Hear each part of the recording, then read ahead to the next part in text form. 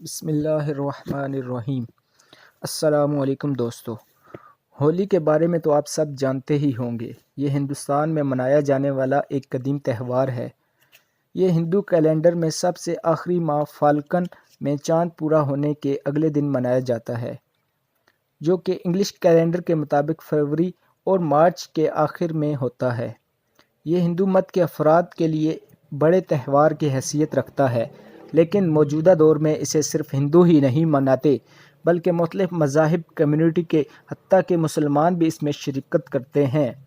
دنیا بھر میں ایسے رنگوں کا تہوار دی فیسٹیول آف کلر کا نام دیا جاتا ہے، کیونکہ یہ تہوار ایک دوسرے پر مختلف رنگ پھینک کر منایا جاتا ہے۔ اس تہوار کے آنے سے پہلے ہی پوری دنیا میں رنگوں کی خرید و فروخت زور و شور سے شروع ہو جاتی ہے۔ ہولی کیوں منائی جاتی ہے اور اس کو ہولی کا نام کیوں دیا گیا ہے، آج اس پر بات کریں گے۔ اس کے منانے والے ایک داستان بیان کرتے ہیں کہ ایک ہرنکیشپ نامی طاقتور بادشاہ ہوا کرتا تھا، جس کی سلطنت ملتان شہر کے آس پاس تھی۔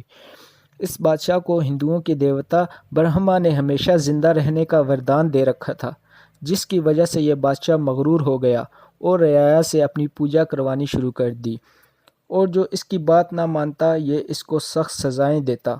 جب اس کا ظلم حد سے زیادہ بڑھا تو اس کے خلاف اس کے اپنے ہی بیٹے پہلاج نے بغاوت کر دی، جو ہندوؤں کے بھگوان وشنو کے ماننے والا تھا۔ تب ہرنکیشپ نے اپنی شیطان صفت بہن ہولیکا کو پہلاج کو مارنے کے لیے بھیجا، اور ہولی لفظ اس شیطان صفت ہولیکا سے لیا گیا ہے۔ کہتے ہیں کہ اس عورت کے پاس ایک ایسی جادوئی چادر موجود تھی جسے وہ اوڑھ کر منہ سے آگ برساتی اور آگ سے نہایا کرتی تھی۔ جب اس سے پہلاج پر حملے کے لیے روانہ کیا گیا تو اس نے پہلاج کو دیکھتے ہی اس پر آگ برسائی۔ کہتے ہیں کہ اس وقت اتنی تیز ہوا چلنے لگی جس سے اس کی جادوئی چادر اڑ کر پہلاج کے پاس چلی گئی، اور یہ عورت اپنی ہی لگائی ہوئی آگ میں جل کر بھسم ہو گئی۔ بعد میں پہلاج نے اسی چادر کی مدد سے شیر کا روپ دھار کر اپنے باپ کو قتل کر دیا۔ اب سوال یہ پیدا ہوتا ہے کہ ہندو ہی اس تہوار کو کیوں مناتے ہیں اور ہولی میں رنگ کیوں لگائے جاتے ہیں؟ اس کی وجہ ہندوؤں کی بڑی دیوتا شری کرشنا کی رنگین طبیعت ہے۔ ہندوؤں کا ماننا ہے کہ شری کرشنا جہاں رہا کرتی تھی وہاں رہنے والی لڑکیوں کے ساتھ خوب راس لیلا رچایا کرتی تھی۔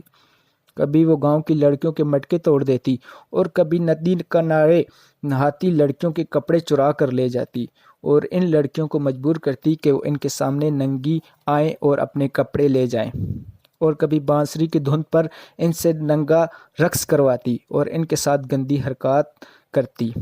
شری کرشنا کو یہ سب کرنا بہت اچھا لگتا تھا۔ ان میں سے ایک لڑکی جو کہ بھینسیں چراتی تھی، اس کا نام رادھا تھا، جو کہ شری کرشنا کو بہت ہی زیادہ پسند تھی۔ شری کرشنا اس کو باقی لڑکیوں سے الگ کر کے لے جاتی اور اس کے ساتھ نازیبا حرکات کرتی۔ کہتے ہیں کہ شری کرشنا کا رنگ بہت ہی کالا تھا اور رادھا دودھ جیسی سفید تھی۔ شری کرشنا اپنا رنگ دیکھ کر احساس کمتری کا شکار ہو جاتی، جس کی وجہ سے وہ اپنے اور رادھا کے جسم پر رنگ مل دیتی، جن سے اس کا فرق ظاہر نہ ہو۔ اس لیے ہندو شری کرشنا کی یاد میں یہ تہوار مناتے ہیں۔